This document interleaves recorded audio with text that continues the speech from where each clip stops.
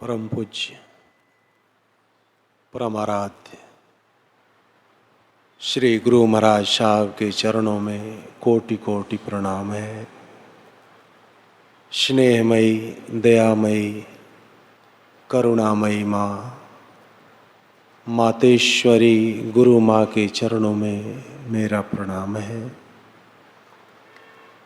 मेरे पंक्ति के बीच बैठे दिव्य चेतना सत्संग के आचार्य पूज्य नीजू भैया जी के चरणों में मेरा प्रणाम है।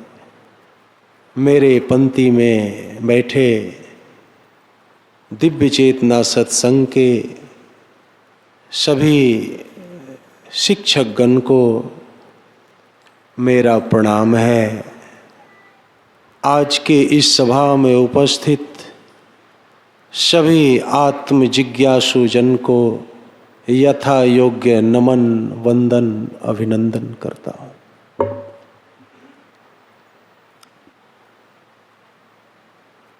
परम पूज्य गुरु महाराज साहब की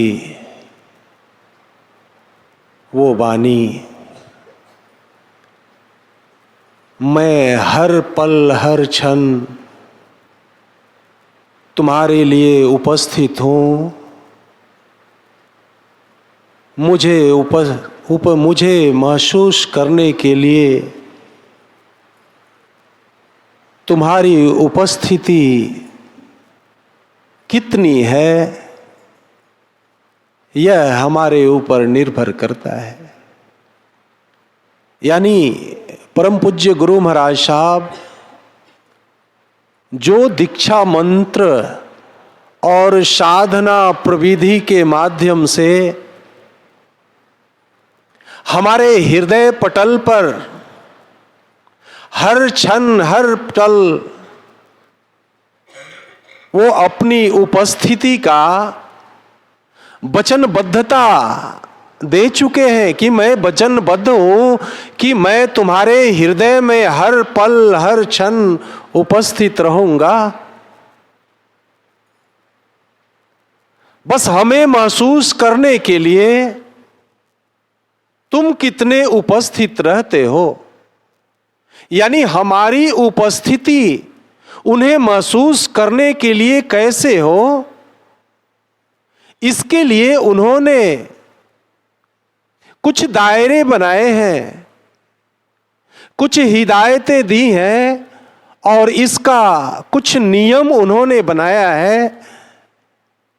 जिस नियम की पालन करने की योग्यता पात्रता और उस अवस्था को प्राप्त करने के लिए ही परम पूज्य ने हम सबों को वो साधना की प्रविधियां प्रदान की है। गुरु महाराज साहब द्वारा प्रदान की गई वो साधना प्रविधि ही वो अस्त्र भी है, वो शस्त्र भी है और वो मार्ग भी है। जिस अस्त्र शस्त्र और मार्ग के माध्यम से हम अपने अंतःकरण में वैसी योग्यता, वैसी पात्रता और वैसी अवस्था को प्राप्त कर सकते हैं जिसके बदौलत हम अपने गुरु भगवान को हर पल हर क्षण अपने अंतः में महसूस कर सकते हैं। गुरु महाराज साहब अपने जीवन काल में जो हम जिज्ञासु जन को अपना संदेश, अपना मार्गदर्शन या हम सभी उपदेशक गण को विशेष सत्र में भी उन्होंने ऐसे संदेश और ऐसी मार्गदर्शन उन्होंने मंच से भी किया है कि इस जीवन को समृद्ध बनाने के लिए, इस जीवन में खुशियां लाने के लिए, इस जीवन को सुखमय बनाने के लिए हमारे जीवन में दो चीज महत्वपूर्ण है। एक हमारी नजरिया, दूसरी हमारी सकारात्मक सोच। परम पूज्य गुरु महाराज साहब कहते हैं कि हमारी मन की जो 4 अवस्था है, चेतन मन, अवचेतन मन, अधिचेतन मन और अति चेतन मन। जो चेतन मन है वो तो शरीर चेतना, यानी उसे शरीर का ही ज्ञान रहता है। शरीर की भूख, शरीर की प्यास, शरीर की तृष्णा, शरीर की कामना। पर मन की जो दूसरी अवस्था है अवचेतन मन, इसी को परम पूज्य ने कहा है कि ये तुम्हारे जीवन का ऐसा पड़ाव है जहां से तुम अपने आप को रावण बना सकते हो और अपने आप को राम बना सकते हो। यानी हमारे जीवन में अवचेतन मन एक ऐसी मन की अवस्था है जहां हम चाहे तो राम बन सकते हैं और चाहे तो रावण बन सकते हैं। क्योंकि परम पूज्य ने कहा है कि देव प्लस दानव इजकल टू मानव। हमारे अंदर देव वृत्ति भी है, हमारे अंदर दानव वृत्ति भी है। यानी दानत्व और देवत्व जिसे हम विकसित करेंगे हम वही बन जाएंगे। और अवचेतन मन के लिए परम पूज्य कहते हैं कि तुम अपने अवचेतन मन को जो कुछ भी होमवर्क दे दो वह उसे अनवरत निरंतर उस होमवर्क को पूरा करने में लग जाता है। चाहे हम उसे होमवर्क दे करके और स्थगित भी हो जाए, बैठ भी जाए, पर हमारा अवचेतन मन जब तक उसे पूर्ण नहीं कर देता, जब तक उसकी सिद्धि नहीं कर देता, तब तक वो निरंतर लगा रहता है, निरंतर लगा रहता है।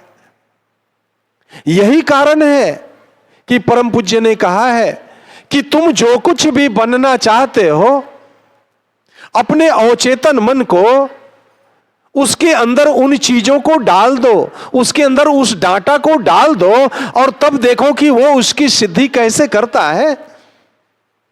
और यहीं पर एक अहम मुद्दा है कि हमारी नजरिया की अहमियत। हम अपने जीवन को, हम अपने परम पूज्य गुरु भगवान को या अपने जीवन के संसार को या परमार्थ को हम किस नजरिए से देखते हैं, उस नजरिए के अनुसार ही हमारा कर्म होता है और उस कर्म का कर्म फल हमें प्रारब्ध के रूप में या भोग के रूप में प्राप्त होता है।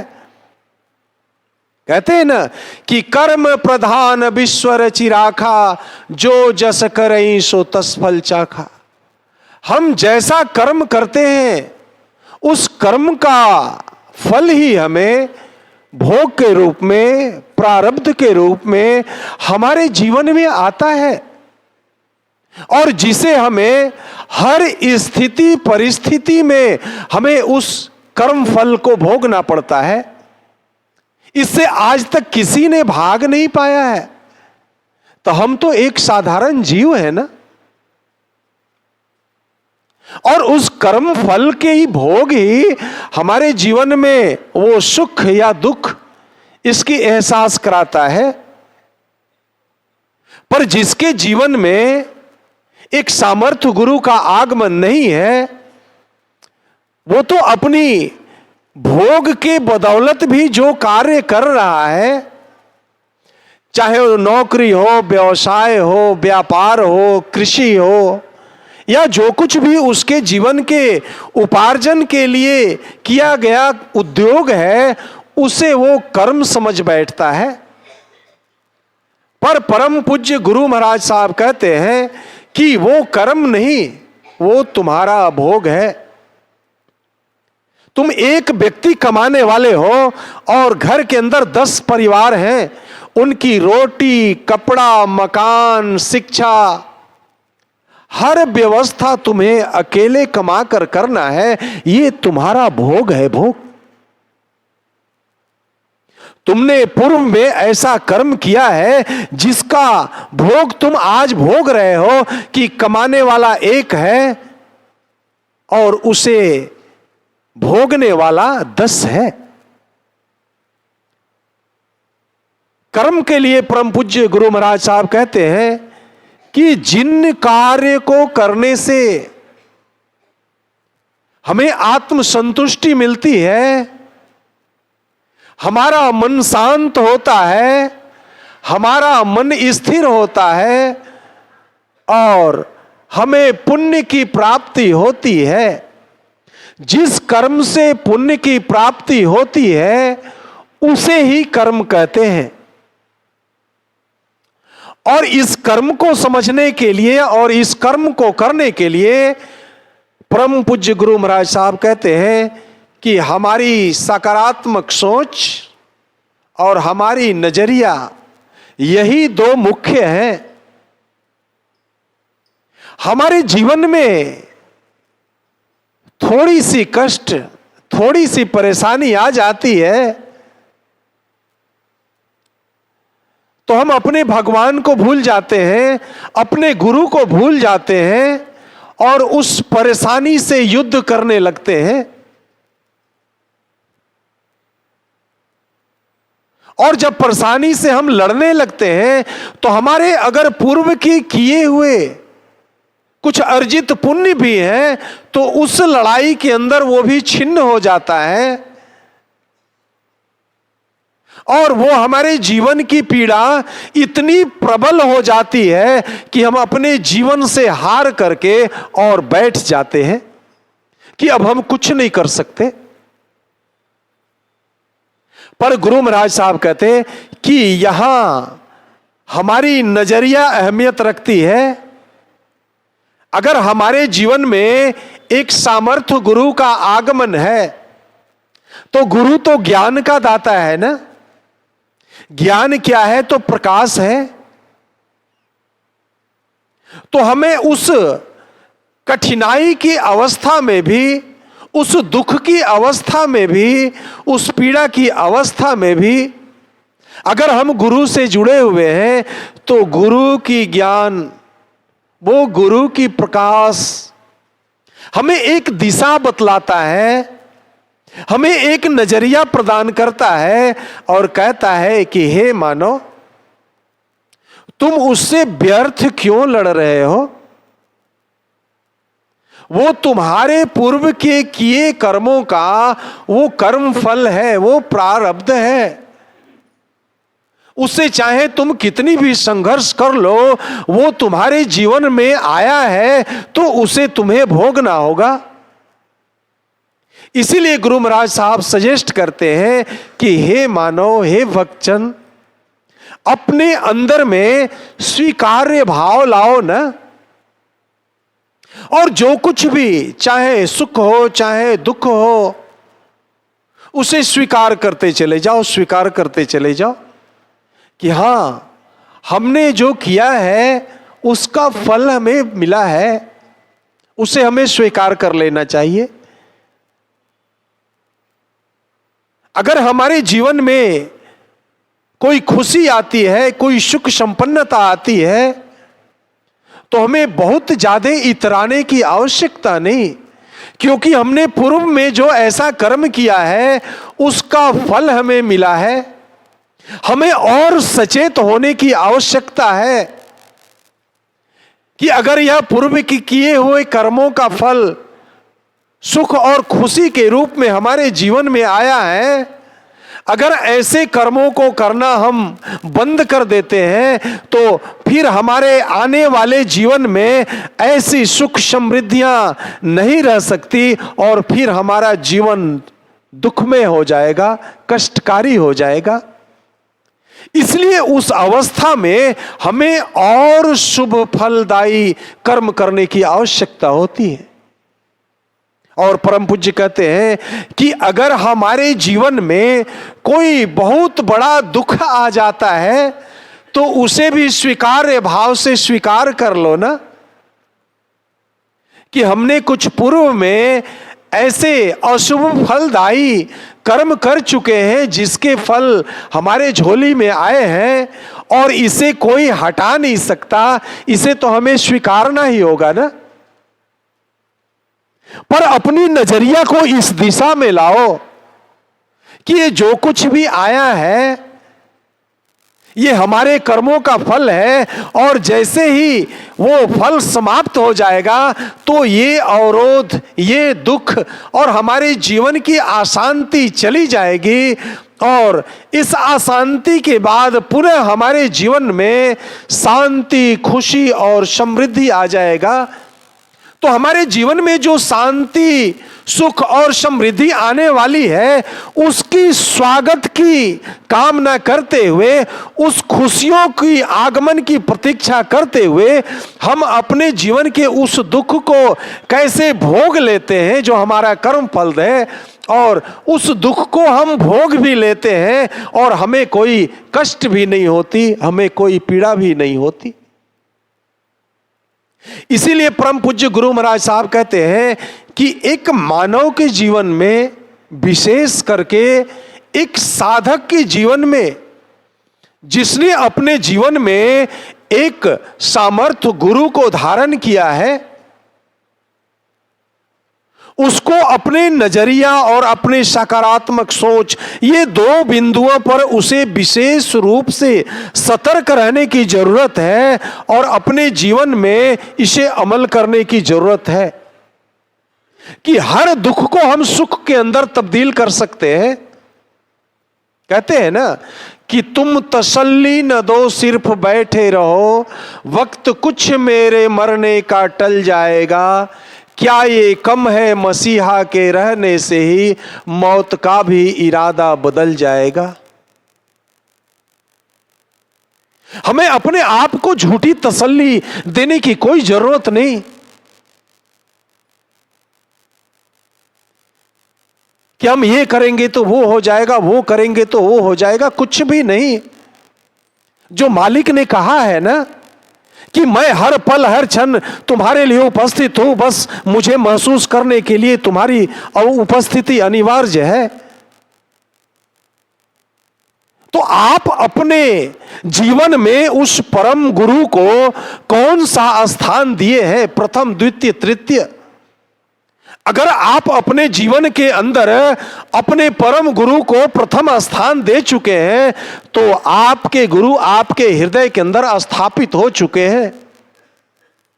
और चाहे जीवन में कितने भी अवरोध आ जाएं, कितनी भी पीड़ा और परेशानियां आ जाएं, चाहे वो आपके कर्म फल के भोग ही क्यों न हो, उस कर्म फल भोग को आप स्वीकार कर ले और आप उधर से अपनी दृष्टि हटा करके और अपने हृदय में जो आपने अपने गुरु को स्थापित किया है उसकी ओर अपनी दृष्टि को डाल लो ना। वो तो आपके लिए हर पल हर क्षण, यानी आपकी हर धड़कनों में, आपके हर सांसों में वो तो विराजमान है। उसे महसूस करना है, महसूस करना है। अगर आप उसे महसूस करते रहे ना तो तुम तसल्ली न दो, सिर्फ बैठे रहो, कुछ वक्त मेरे मरने का टल जाएगा। अगर आपकी दृष्टि अपने हृदय में स्थापित उस परम गुरु के ऊपर है तो वहां तो दुख, तकलीफ, पीड़ा बहुत छोटी चीज है। वहां तो मौत को भी धमकने की हिम्मत नहीं, वो भी दूर से अपनी हाजिरी लगा करके और लौट जाता है। यानी अपनी इरादों को बदल लेता है, इरादों को बदल लेता है। बस हमने अपने परम गुरु को महसूस करने के लिए उन्हें निहारते रहना है, उसे देखते रहना है। यानी हमारे अंदर स्वीकार्य भाव, जो परम पूज्य भैया जी ध्यान के प्रविधि के माध्यम से बताते हैं कि मंत्र को बोलना है, मंत्र को सुनना है, और मंत्र को बोलने और सुनने से परम पूज्य का जो स्वरूप आता है उसे दृष्टा बनकर देखना है।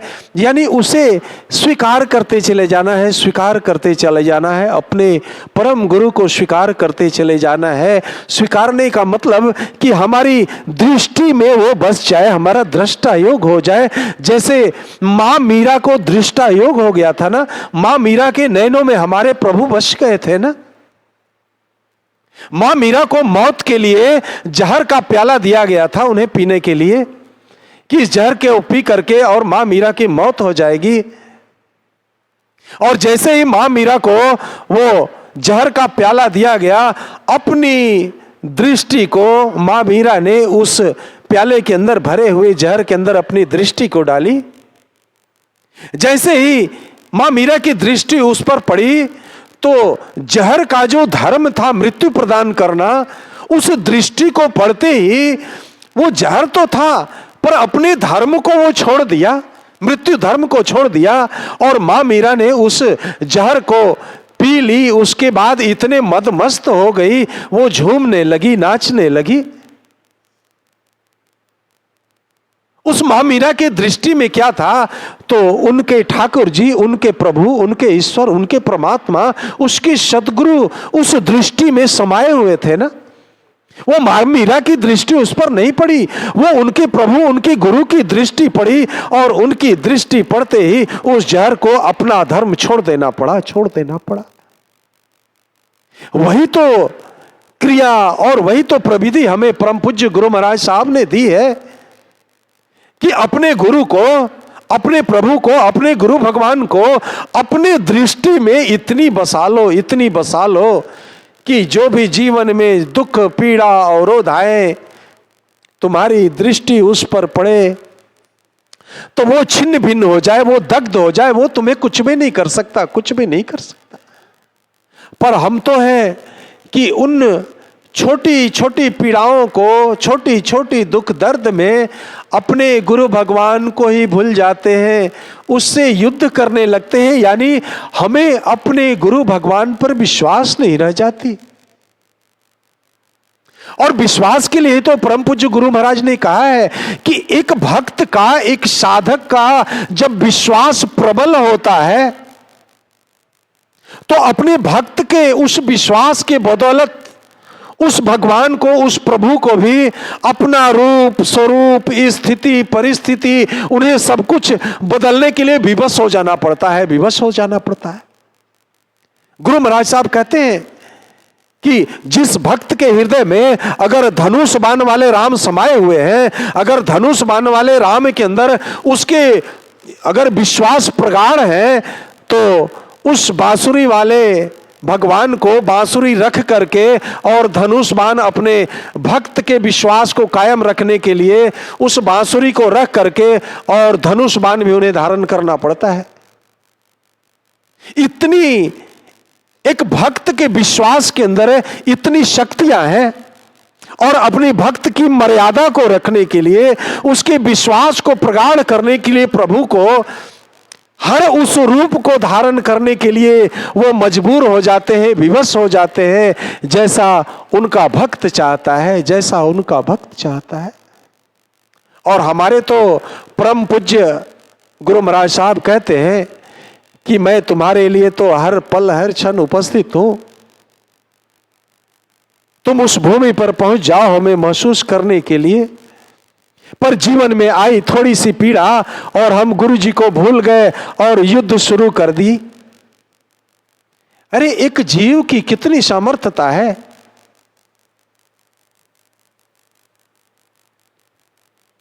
अगर उसके जीवन में एक सदगुरु की, एक सामर्थ्य गुरु का आगमन न हो तो अपने जीवन को व्यवस्थित तरीके से अपने जीवन को नहीं जी पाता।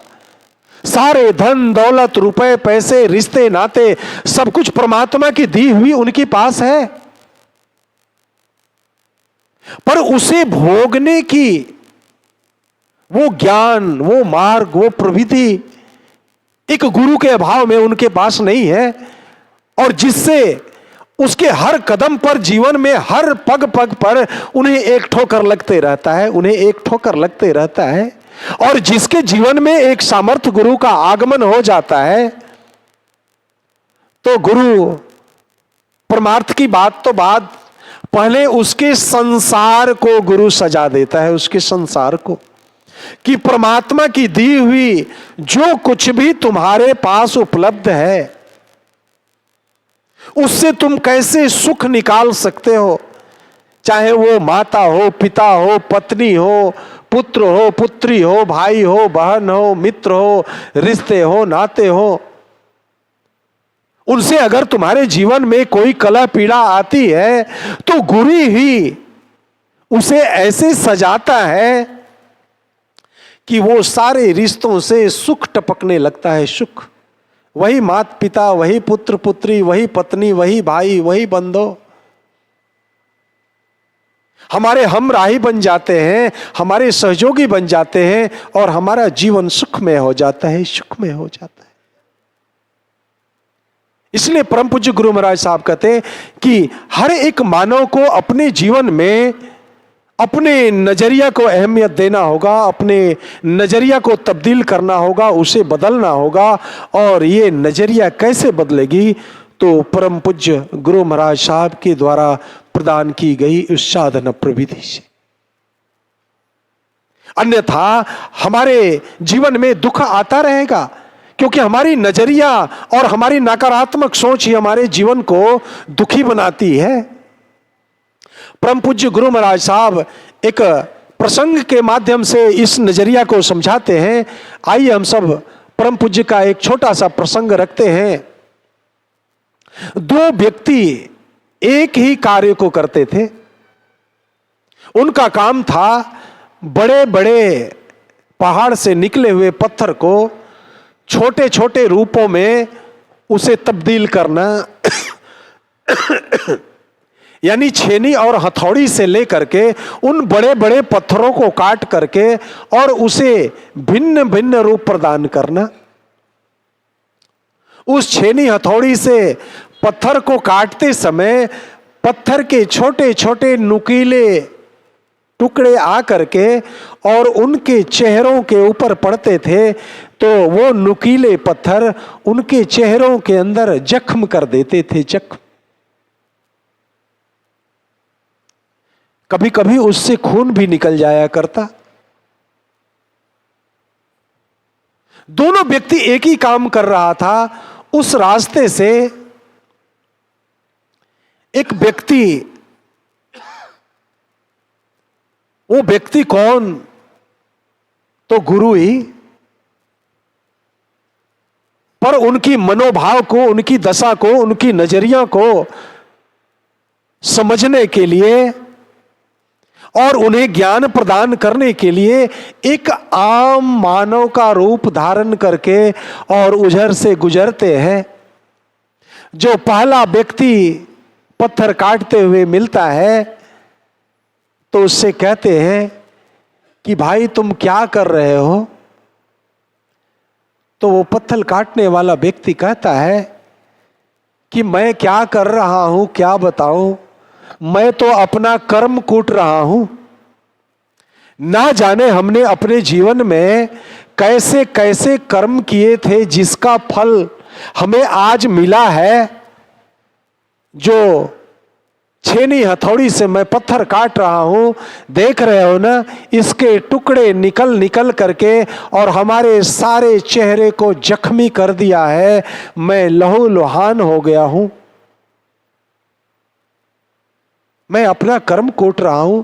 वो इतना दुखी हो करके, इतना पीड़ित हो करके, इतनी मायूस अवस्था में अपनी इस काम की बखान कर रहा था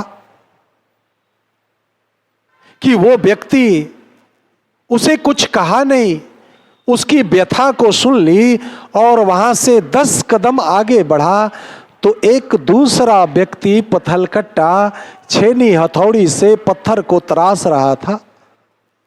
वहां भी वो व्यक्ति रुकता है और कहता है कि भाई तुम क्या कर रहे हो? तो उसके चेहरे के ऊपर एक गजब की मुस्कुराहट थी, गजब की खुशियां थी।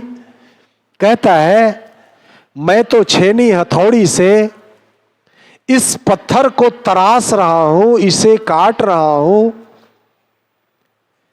इसे मैं एक ईंट का रूप धारण करा रहा हूं। जो ईंट एक मंदिर के निर्माण में लगेगा, जिस मंदिर के अंदर हमारे भगवान स्थापित होंगे, इस ईंट से ही हमारे भगवान का घर बनेगा। वो इतना खुश था, इतना प्रसन्न था, जबकि उस पत्थर को काटते वक्त निकले हुए छोटे छोटे टुकड़े उसके भी चेहरों को जख्मी कर चुका था, वो भी लहूलुहान हो रखा था, पर उसके अंदर तनिक भी पीड़ा नहीं, तनिक भी शिक्षक नहीं और तनिक भी दुख नहीं। वो तो जितनी बार हथौड़ियां चलाता, उसे अपने प्रभु की याद, अपने प्रभु की छवि, उन अपने प्रभु की चेहरा उसे याद आता कि हमारे भगवान का घर बनने वाला है, हमारे भगवान उसके स्थापित हो जाएंगे, जहां इस संसार के सारे लोग आकर के अपने सर को झुकाएंगे। उस भगवान को घर बनाने में हमारे द्वारा तरासे गए उस पत्थर से बने हुए ईंट लगेंगे उस मकान के अंदर, उस मंदिर के अंदर। उसकी ये नजरिया थी और उसकी वो नजरिया ही उसके हर हथौड़े गिरने पर उसके अंदर एक खुशी, एक प्रसन्नता लाती जाती थी, एक प्रसन्नता लाती जाती थी, जिसे उस कर्म को करके वो प्रसन्न था। दोनों व्यक्ति एक ही कार्य कर रहे थे, दोनों को मजदूरी भी एक ही मिल रहा था, पर एक व्यक्ति उस कार्य को करके दुखी था और एक व्यक्ति उस कार्य को करके प्रसन्न था। इसी को परम पूज्य गुरु महाराज साहब कहते हैं कि हमारे जीवन में हमारी नजरिया ही अहमियत रखती है और हमारी सोच। अगर हमारे अंदर सकारात्मक सोच है, जो उस पत्थरकट्टे का था कि हमारे द्वारा तरासे गए पत्थर उस भगवान के घर बनाने के निर्माण में लगेगा, उसकी सकारात्मक सोच ही उसकी वो ऊर्जा थी और उसके अंदर वो सामर्थ्यता थी, जिसकी बदौलत वो लहूलुहान और घायल हो करके भी वो प्रसन्न था, वो प्रसन्न था। उसके चित्त के अंदर सारे कष्ट उस शांति और प्रसन्नता के अंदर उसके चित्त के अंदर समाहित होता चला जा रहा था। उसकी वो सकारात्मक सोच और उसकी वो नजरिया। और दूसरी पत्थरकट्टा जिसके सोच नकारात्मक थे और जिसकी नजरिया नकारात्मक थी, जिसके बदौलत कार्य तो वही कर रहा था, पर उसके हर एक हथौड़े को चलाना उसके कलेजे को फाड़ रहा था, उसके जीवन में एक पीड़ा भर रहा था और उसका चित्त अशांत हो चुका था, उसके चित्त के अंदर सारी पीड़ाएं भर चुकी थी। और परम पूज्य गुरु महाराज साहब कहते हैं ना कि एक मानव सुखी कैसे रह सकता है, एक मानव प्रसन्न कैसे रख सकता है, तो जब उसके हृदय में, जब उसके चित्त के अंदर वो प्रभु का वास हो, गुरु भगवान की वास हो, ईश्वर की वास हो। इसी को तो कहते हैं ना कि सत्य चित्त आनंद। जब हमारा चित्त उस सुख से, उस शांति से, उस सत्य से भर जाता है, तो सिर्फ और सिर्फ उसके अंदर से प्रसन्नता, खुशियां, आनंद ही आनंद निकलता है, आनंद ही आनंद निकलता है। हम कुछ भी कर रहे हैं, हमारे कर्म फल कितने भी प्रबल क्यों ना हो, वो हमें स्पंदन नहीं कर सकता। हम आनंदित रहते हैं, आनंदित रहते हैं उस पत्थरकट्टे की तरह, उस पत्थरकट्टे की तरह कि उसे, उसका सोच सकारात्मक था, सतोगुणी था। उसे बस तो एक ही चीज समाये हुए था कि यह हमारे तरासे हुए पत्थर हमारे भगवान के घर के निर्माण में लग जाए, जहां हमारे प्रभु का घर बन जाए, हमारे प्रभु वहां स्थापित हो जाए और हमारे जैसे अनंत लोग आ करके और वहां सर को झुकाएं और अपनी जीवन की व्यथा, पीड़ा, दुख, दर्द को वहां मन्नत के रूप में रखे और उनकी जीवन के अंदर वो खुशियां आ जाए, उनके दामन खुशियों से भरती चले जाए, खुशियों से भरती चली जाए। इन्हीं सोच, इन्हीं ख्याल, इन्हीं भावनाओं और इन्हीं नजरिए से उस कार्य के अंदर लगा था। इसीलिए परम पूज्य गुरु महाराज साहब कहते कि हे मानव, हे भक्तजन, किसी को कोई दुख नहीं देता, किसी को कोई पीड़ा नहीं देता। अगर हमारे जीवन में कोई दुख आई है, कोई पीड़ा आई है, तो हमारे कर्म फल हैं, कर्म प्रधान विश्व रचि राखा, जो जस करे सो तस फल चाखा। हमने पूर्व में ऐसे कर्म किए हैं, उसके कर्म फल हमारे जीवन में आए हैं, इससे भाग नहीं सकते। जितनी तुम भागोगे, जितने तुम लड़ोगे, उतनी तुम्हारे जीवन में पीड़ा और दुख भरता चला जाएगा। इसीलिए स्वीकार्य भाव से उसे अपने जीवन में स्वीकार कर लो, उसके साथ मैत्री भाव बना लो, मैत्री संबंध स्थापित कर लो। अपने किए हुए कर्म फल जो दुख के रूप में आया है, उसे अपना मित्र बना लो ना, उसे स्वीकार कर लो ना। और मैं हर पल हर क्षण तुम्हारे लिए उपस्थित हूं। अपनी दृष्टि जो हमारे लिए हर पल हर क्षण हमारे श्वासों में बसे, हमारे धड़कनों में बसे हैं, अपनी दृष्टि को उन पर डाल दो, अपनी दृष्टि को उन पर डाल दो। ये जब मौत भी अपना इरादा बदल देता है, तो ये छोटे छोटे दुख देने वाले कर्म फल की क्या मुराद जो हमें अवरोध कर सके, हमें बाधित कर सके। वो तो हमारे जीवन में रास्ता प्रदान करते, मार्ग प्रशस्त करते चले जाएंगे, हमारे वो दुख भी, और हमारा जीवन सुखमय होता चला जाएगा, सुखमय होता चला जाएगा, सुखमय होता चला जाएगा।